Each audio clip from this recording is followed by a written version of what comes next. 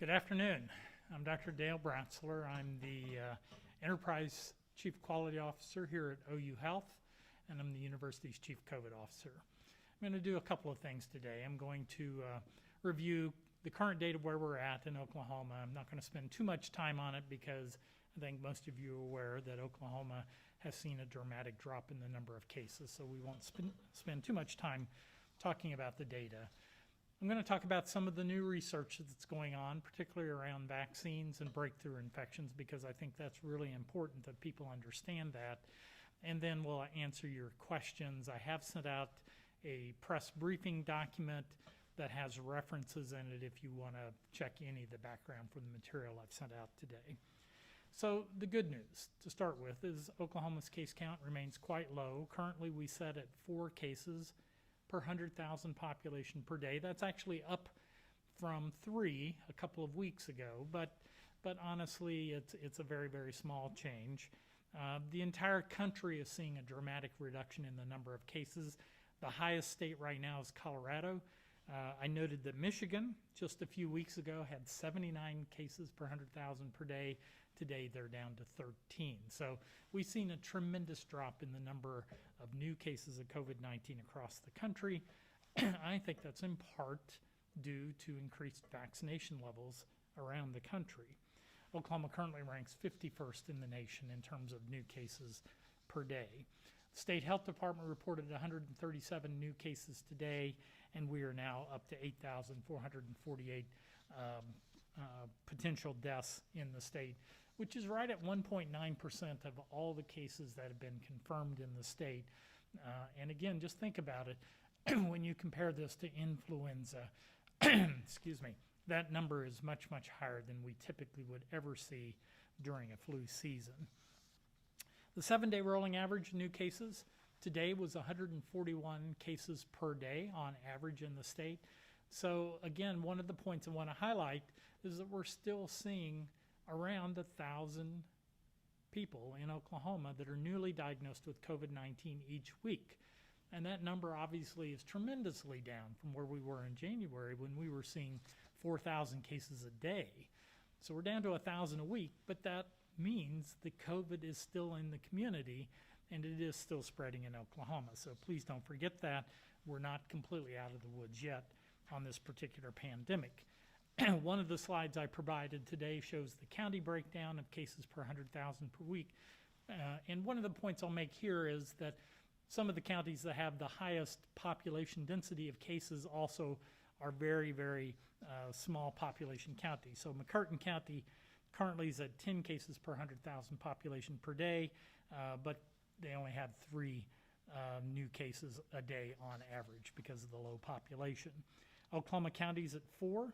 Tulsa County is at 6 new cases per 100,000 per day.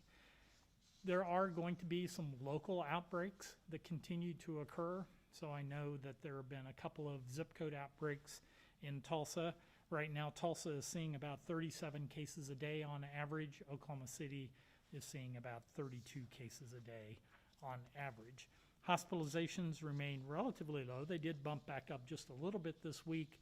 We're at 132 people in acute care hospital beds, with 47 of those patients in ICU, 36% are in the intensive care unit. So again, we'll continue to see some deaths from COVID-19 because most of the people that are sick enough to get into the ICU obviously are very sick. The other thing that we're seeing here at OU Health is we're seeing a younger population of patients being admitted with COVID-19, but their length of stay in the hospital typically is shorter. They're not laying in the hospital for many weeks now. Typically, most of them get better relatively quickly, and so our hospital census changes pretty quickly on a daily basis from COVID. So that's where we're at in the state right now. Now, I just want to cover a couple of additional items. First, I thought I'd just mention Memorial Day. The Memorial Day weekend is coming up. And I want to highlight a couple of things. First, the CDC guidelines explicitly are directed towards people who are fully vaccinated. Some people have kind of forgotten that.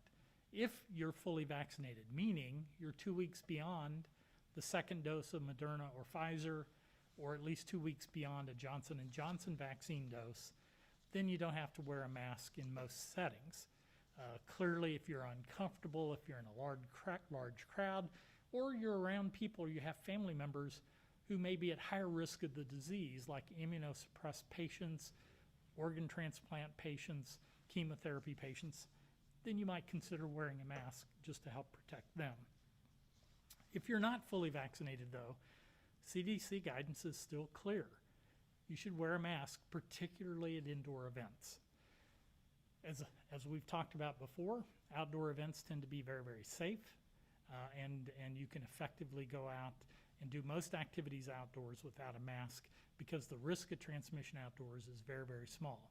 But if you come inside, you're going into a group setting inside where there are a number of people and you're not fully vaccinated, CDC still explicitly recommends that you wear a mask. So think about the Memorial Weekend activities that you do. If they're indoors, you're not fully vaccinated, you're still at risk to get COVID-19. And again, we're still seeing 1,000 new cases a week in Oklahoma. It's not gone. Second big vaccine news this week was Moderna. Moderna has completed their trial in 3,700 children between the ages of 12 and 17. What they showed was that after the first dose of the Moderna vaccine, it was 93% effective. And then 2 weeks after the second dose, it was 100% effective at preventing hospitalization, symptomatic illness, or any complications. So that's really good news. Moderna is taking their data to the FDA in June, and I would expect to have a second vaccine that will be approved for children between the ages of 12 and 17 once FDA has time to review the Moderna data. There's been a lot of discussion about whether for any of these three vaccines that are available, whether we'll need a booster dose, and it simply is not known yet. In just a moment, I'm going to talk about some of the research that shows that immunity may last easily a year after you've been infected with COVID-19, and we hope that the vaccines last as long, so we just don't know yet whether or not a booster dose will be required. One thing, though, I am quite interested in is that a number of companies are now looking at combining vaccines, so the pneumococcal vaccine with a COVID vaccine or influenza with the COVID vaccine, so that you might be able to take a single shot and be boosted against both diseases. So I think we're going to see a lot more research about the vaccines. The RNA technology being used for both the Moderna and the Pfizer vaccine lend themselves to rapid development of multiple vaccines against multiple diseases. So it's really revolutionary. A bit more good news. CDC published a paper this week looking at what they call breakthrough infections. A breakthrough infection is somebody who's fully vaccinated who then subsequently gets infected, becomes either symptomatic or asymptomatic. So out of 101 million vaccinated individuals, CDC identified 10,262 with breakthrough infections. That's 0.01% of fully vaccinated people. So again, get the vaccine. It's very effective and it prevents infections. Of that 10,000 people that got infected, 63% were female. The median age was 58. 27% of the people, even though they were infected, it was by test only. They were asymptomatic. 10% of the people did get hospitalized, and 2% of that 10,000 did die from COVID-19. The median age of those deaths, however, was 82 years. So once again, the people who suffer the most are older people. But again, I think it highlights for me, if you're around older people, just remember that the vaccines are not perfect. They may have increased risk of the disease, and they have more complications. The other very, very important thing that CDC reported this week out of that data was that 64%, 2/3 of the infections, the breakthrough infections that occurred, were variants of concern. They weren't the original COVID strain. So just because you've been infected with COVID before, it's not clear that you'll have protection against some of the variant strains. So very, very important to recognize that. And then I included just a couple of points about an interesting article I read in The Atlantic this week that talked about the next generation of COVID vaccines. The COVID vaccines that are developed, the ones we have on the market now, all do the same thing. They force your body to develop antibodies against the spike protein, that protein that you see on the surface of the virus. That is the protein, the glycoprotein structure, which attaches to human receptors and causes the infection.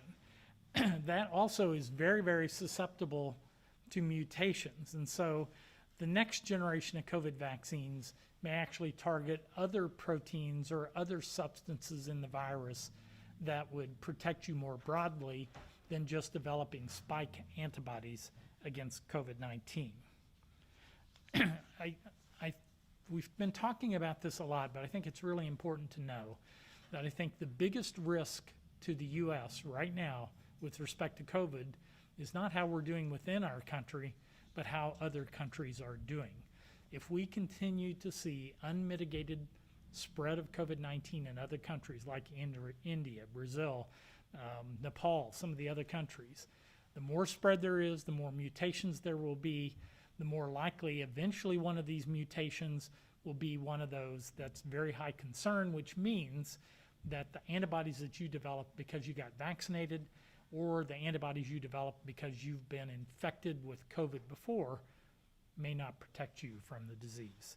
So I believe that is our biggest risk going forward. I highlighted a couple of IMPRESS articles, one from Nature and another one that has looked at the other side of the immune system. So everybody knows about antibodies. You get a shot, a vaccine shot, you develop antibodies. What a lot of people don't know is you have a secondary immune system called the T cell system that actually confers long-term protection. It's a memory system for the immune system, and the good news from these two studies is that you likely have good immunity for at least a year after you've had prior COVID infection, and in fact, the T cell, even though your antibodies in the blood may go away, the memory system, if you're re-exposed to the virus, may cause you to develop new antibodies and protect yourself. And then today I want to end my comments with my soapbox talk. This is Dale Bratzler Soapbox. I noticed in a number of posts this week on various social media platforms, people suggesting that COVID wasn't a big deal, that the disease really wasn't that bad, it wasn't any worse than getting the flu. There are plenty of conspiracy theories that it was made up, and I just, find it hard to reconcile that with the actual data. So I graduated this week. I graduated from medical school 40 years ago. So I've had a long career in medicine. I've never seen anything like this. I've never seen a hospital system where we had literally more than 100 people in intensive care unit beds, had people on ventilators. We saw so many deaths from COVID-19. I've never seen that in my career. I've never in my career seen a time when hospitals had to rent refrigerated trucks to hold bodies during flu season. I put in a slide into the data set that comes from the CDC's National Center for Health Statistics, and it shows that in 2018 we had a flu outbreak. And you can see the red line on the graphic shows that we did see some increased deaths. But then compare it to 2020, it's just unbelievable. 345,000 Americans died in 2020 alone from COVID-19, which increased the mortality rate in our country by almost 16%. It decreased the life expectancy in the United States. This 1 year of COVID decreased life expectancy by a full year, 3 years for people of Hispanic origin. And this year alone, we've added another 250,000 deaths. I'm sorry, but we never see that with diseases like the flu. It's unprecedented, the number of deaths that we've seen from this virus, devastating illness. And for anybody that thinks that this is not a big deal, you haven't been in healthcare, you haven't seen the impact of this disease. So the myth that's out there, this is just a bad flu, it's a complete myth. This has been profoundly different than anything I've ever seen in my career, and I think most of us in healthcare. This is the 100-year pandemic. So I'll stop there and answer questions.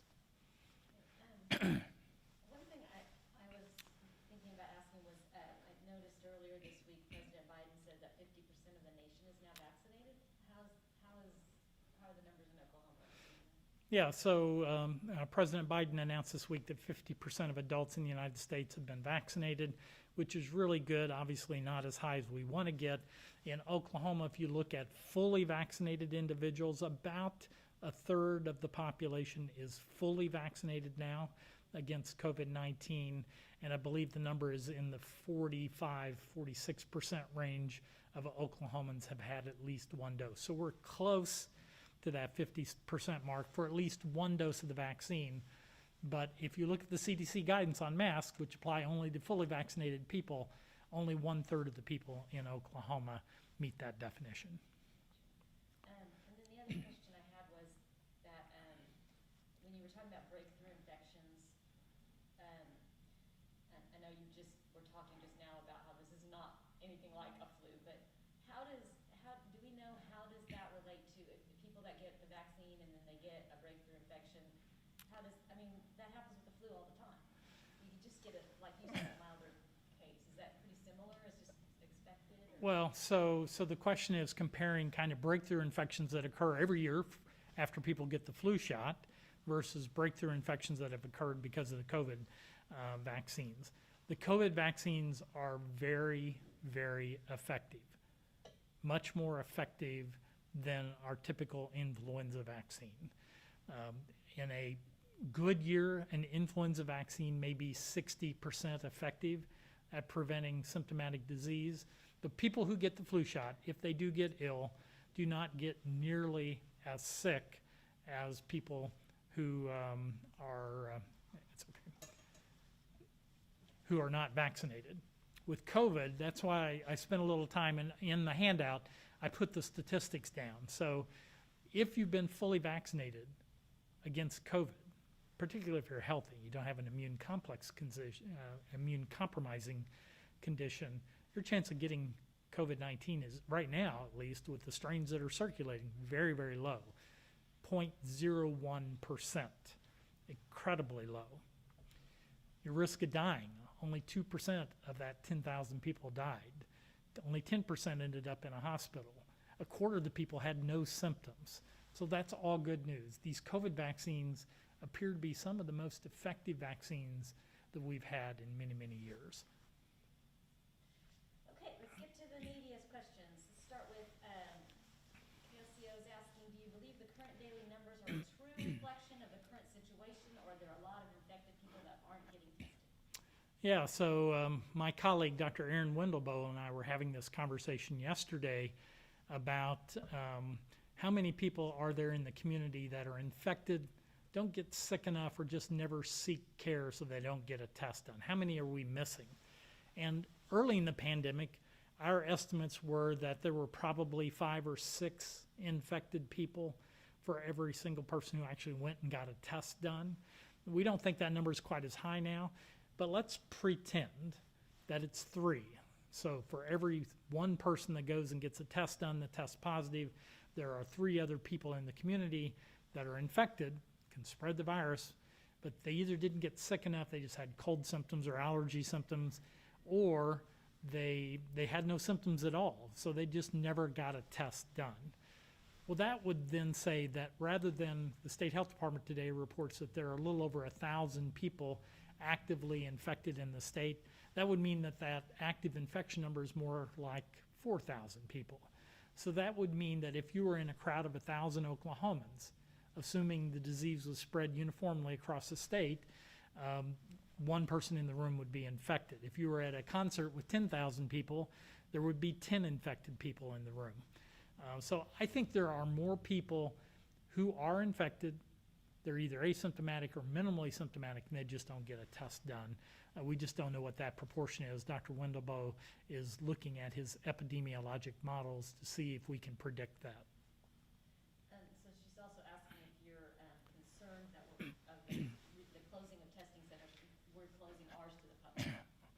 Yeah, I'm certainly concerned about it. I mean, there are still lots of places that you can go, many health departments and others that you can go and get a test done. But one of the reasons people don't get tests done if it's not convenient. On the other hand, it's very expensive to put the staffing and personnel in place to run a testing pod. And if you're not doing very many tests, then it's very difficult to justify it. So I understand why so many testing facilities are actually closing. There are still places you can get tests done. Usually the easiest way to find one is to contact your city, county health department or your county health department, and they can point you in the right direction. Do you have any update on the sewage study of what's been found for that? Yeah, so the question is on the sewage monitoring for the COVID virus. And I don't have any direct data. The last time I saw the data that we had across the entire state, we'd seen a dramatic reduction in the amount of the COVID virus in sewage, but I know there have been some areas around the community where the virus counts have been a bit higher, particularly in Oklahoma and some areas of South Oklahoma City. So I don't have any zip code or any other more pressing data than that, other than to know that there are small areas where we're still seeing some outbreaks of COVID. So a couple people asked about, this weekend, Memorial Day weekend, we've got lots of activities, and as summer approaches, there'll be a lot of, summer events like baseball and that kind of thing. And this weekend, we have the senior PGA and race, massacre, centennial events in Tulsa. How concerning are these events? Yeah, so the question is about, do we need to be concerned about some of the big events that are coming up? Baseball games, the race massacre, centennial event, the PGA Tour, where you have a lot of people along the fairways getting close together. Anytime people are close together, it increases the risk of transmission. I will say that for most of those activities that are outdoors, the risk is much lower. Now, if you're in a crowded stadium where everybody's sitting shoulder to shoulder, most certainly, if you had 10,000 people again, you might expect that there are 10 people in the stadium that are actively infected, and yes, there could be transmission. The good news is our case counts are really low. So your chance of running into somebody that's infected now is dramatically lower than it was just 2-3 months ago. However, it does happen. Again, there are about 1,000 new cases of COVID-19 each week in Oklahoma, and if you're not vaccinated, you're still at risk. All right, this person wants to ask about schools or other entities requesting vaccines to attend or getting offered discounts or even allowed entry. Also Tulsa, well, this will be the second question, so let's talk about that first. And is that related to the Senate bill as well? So those kind of related questions? Yeah, so what I know about the Senate bill, I believe it's 658, I believe is the number. I know it passed both the House and the Senate. It basically says a school cannot mandate vaccine for admittance or attendance to the school. So it just simply means that cannot be a criteria to be admitted. There are many other vaccines, though, that are still required for public schools in particular. And I guess the one point I make is that I gave a talk not long ago to the State Board of Regents and talked about in the mid-'80s when I was a young physician in practice, I was called to the emergency room to see a college-age kid who showed up and had the classic rash of meningococcal meningococcal disease, for which we have a childhood vaccine now that's used commonly. And we used to see a lot of cases of meningococcal disease, and it's a devastating disease. A quarter of the people that had it ended up with neurologic side effects. A lot of people died. This particular kid died within 12 hours of showing up in the emergency department. Just a devastating illness. There are only 38 cases of meningococcal disease deaths in the entire country in the last year reported. Only 38. And most of those, interestingly, were in elderly who probably had no longer had good immunity to meningococcal disease. We took a disease that used to kill college-age kids, and we made it go away. Again, I highlight with COVID. I just want to make it clear, this is not just a bad flu. It's killed more than 500,000 Americans in the period of 1 year. Unbelievable. Deaths, 345,000 in 2020 alone.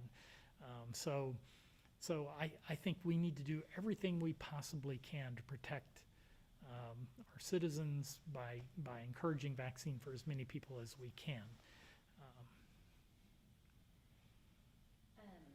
All right, a couple reporters asked about Tulsa seeing some yellow areas. One of them said there were 2 counties in the Tulsa area that are in the yellow now. Do you believe it's because of the drop in mask mandate? Will we see more of this? Well, I don't know what data they're looking at, whether they're actually talking about county level data. I downloaded the county level data this morning, and there were no counties that had a really high number of cases. There may be some zip codes, though, within Tulsa County where there are more cases. I think we're seeing some of that same thing in Oklahoma City, and I know the news has reported this week that the Oklahoma City County Health Department is doing some targeted vaccination in areas where they know that there have been more outbreaks. I think that's what we're going to see through the summer. We're going to see limited outbreaks that occur principally in people who are not vaccinated. I worry about the fall and winter, because if we are still in that 1/3 of people fully vaccinated range, we could see some outbreaks that get pretty good size, particularly in the fall and winter when people come back inside, congregate inside, when we reopen schools, get all the school-age children, the college, university students all back into the classroom. It will increase the risk of transmission. So that's why it's so very, very important that we keep promoting vaccination. That's all I have. Anything else you want to add? No, just keep promoting getting the vaccines. It is our best hope for once and for all getting rid of this pandemic.